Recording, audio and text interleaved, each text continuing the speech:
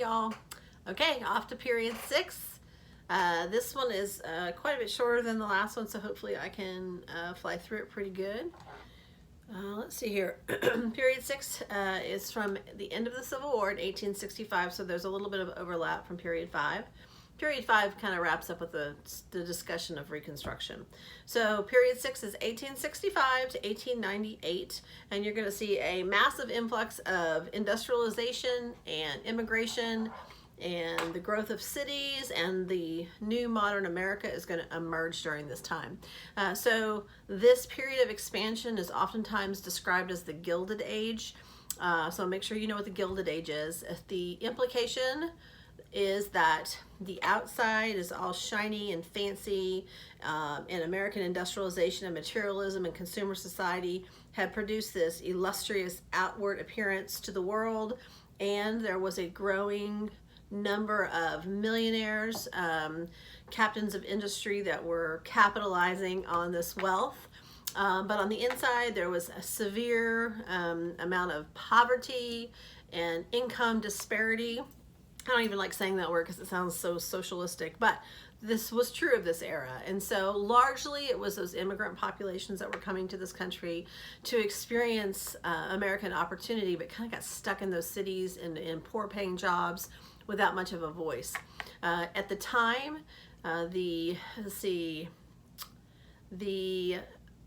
freedom of contract was in place, and the courts tended to rule in favor of business owners and industry rather than workers. And so it was also a period of laissez-faire, capitalism, hands-off, government stay out of it, government doesn't have a role in regulating the economy.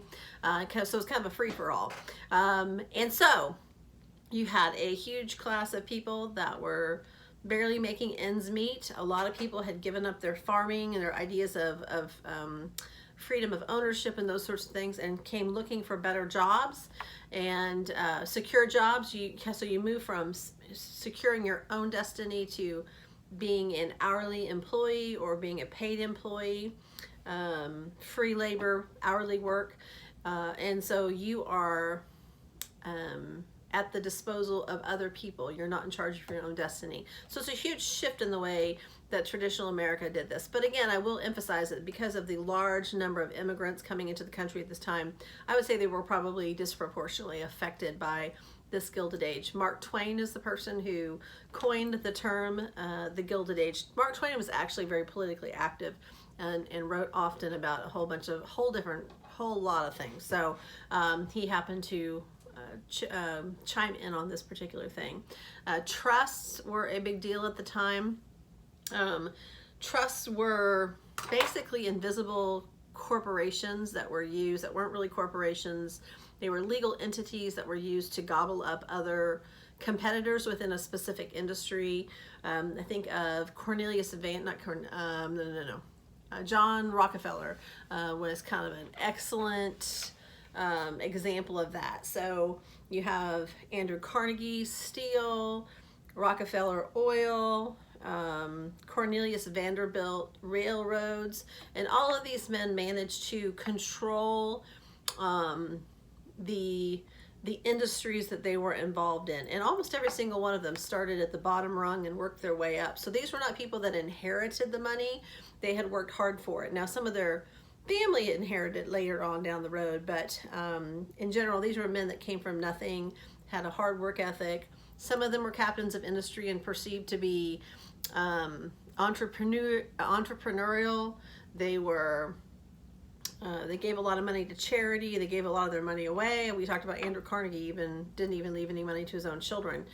He gave it all away. So they tended to be those sorts of people in the end, but their tactics at running their businesses oftentimes was cutthroat and to their own advantage. And so they are oftentimes referred to as robber barons as well. So sometimes they were both. And so eventually what is going to happen as time marches on is that as the government does decide to get involved in business and regulation and that sort of thing, they're going to go after those trusts. They're going to try to break those up so that there is not a monopoly in business. Monopolies tend to have a negative impact on the consumer, because if you have a monopoly in something, then you can control the prices. And if you control the prices, you can artificially manipulate supply and demand, which then is not very good for the consumer. So the government is going to start, as time marches on, especially as we get toward the progressive era, they're going to start to go after those trusts. And as you know, Teddy Roosevelt was known as a trust buster. Okay, let's see what else we got.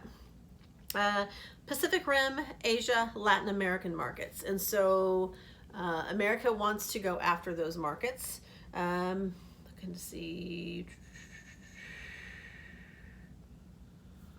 I'm wondering when American imperialism comes into play. Okay, that's the next period. Okay. I can't remember which president it was, but he insisted that China be available. It was called Open Door Policy. I can't remember who that was. I'm feeling that was in the progressive era.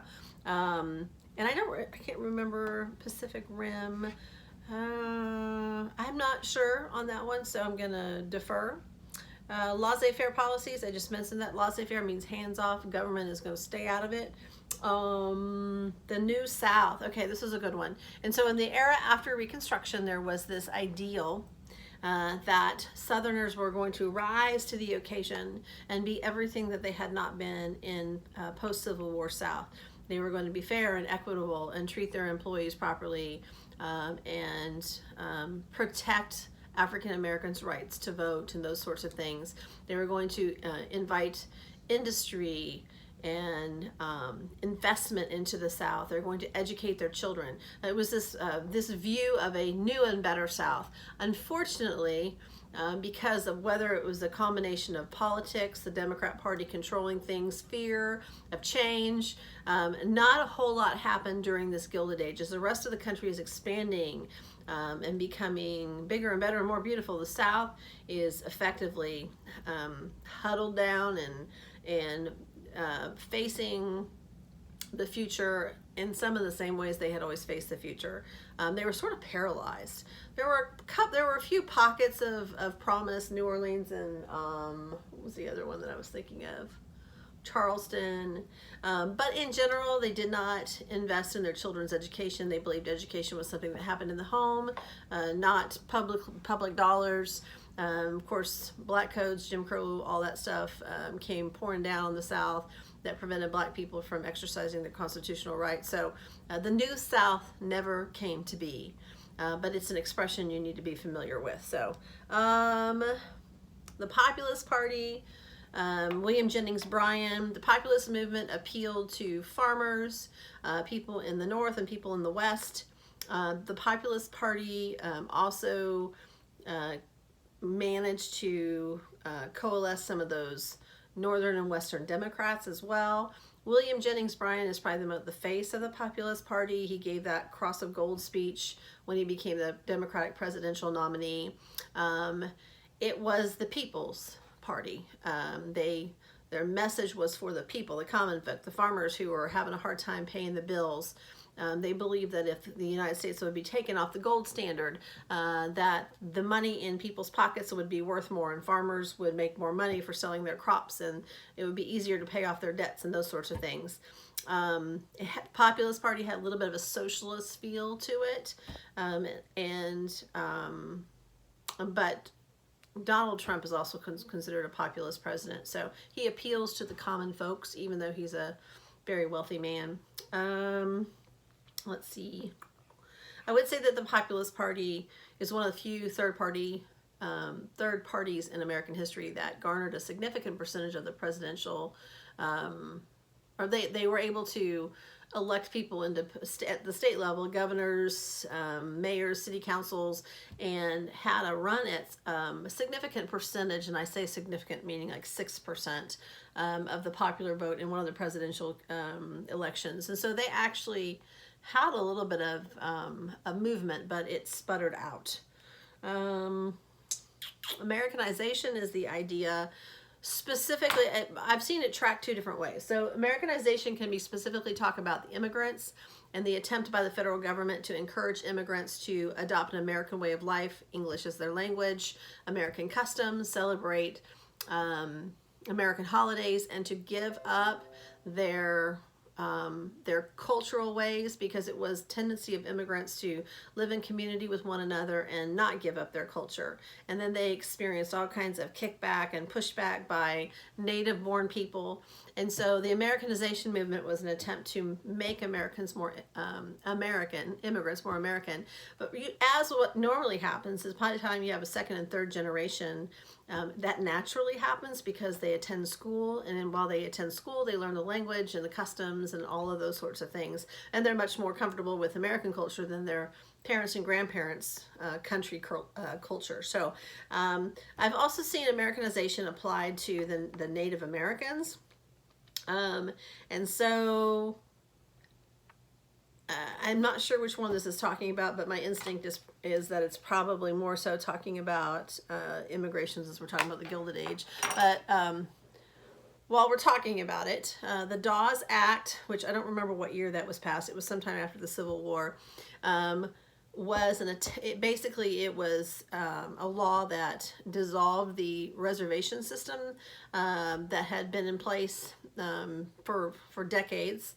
And it took all the reservation lands that were sprinkled out all over the country, and it broke them into small farm plots of 80, 160, 120 acres of land. And it told the Native Americans that they needed to farm it like the white man, and also whatever land was left over that they didn't farm, it would be sold and sold to white farmers, and then that money would be given to them, to be given to the tribe to be used as necessary. The Dawes Act also I believe it contributed, or it promised a contribution to the Native American tribes every year in exchange for the ability for the American government to continue to survey, participate, be involved in the tribe's lives and ways and customs and farming and all of that. So I'm not sure which this is talking about, probably about the immigrants, but make sure that you know that the Dawes Act was that act that